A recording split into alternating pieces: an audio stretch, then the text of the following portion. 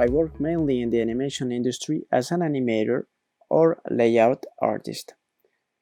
Sometimes I do freelance jobs, but what I like the most is to work on my own stories, which I hope will be on screen one day.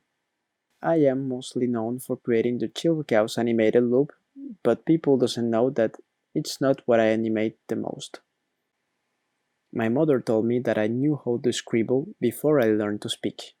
Since I was young, I always had two passions: drawing and creating stories. When I discovered animation, I was totally fond of it. I remember watching animes like Samurai X, Ranma, Sanseiya, Dragon Ball, and many others. I couldn't learn animation in Colombia, my home country, but I had the chance to go to an art school in France. Even if my parents and my family have always supported my choices, it was really hard to start anew.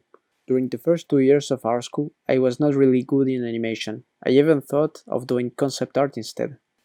But one day we had an exercise about an animal walking or running. So I decided to animate my favorite dog breed, a pug. I made it run because I thought it was easier. In fact, it was really hard, but at the same time, really fun. From this moment, I knew I could become an animator. I also realized what I like in video games was the animation part. I hope to release my own series one day. Some people told me that 2D animation was dying, but it's not true, at least not anymore. There are a lot of interesting and beautiful 2D projects. One of my art pieces that represents me the most is the short film I make back at art school. Rapunzel is a character that I love to draw. When I see her previous designs, I can see in which way she has evolved during these past few years. She is growing strong, much like I do now. Creating animation and compelling stories has become much more than a passion these past few years. Now I feel bad when I don't draw or I don't write in a while.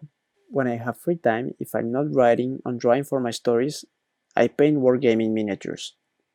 I like to go travel and go hiking and spend time with my girlfriend and take care of people or act a lot.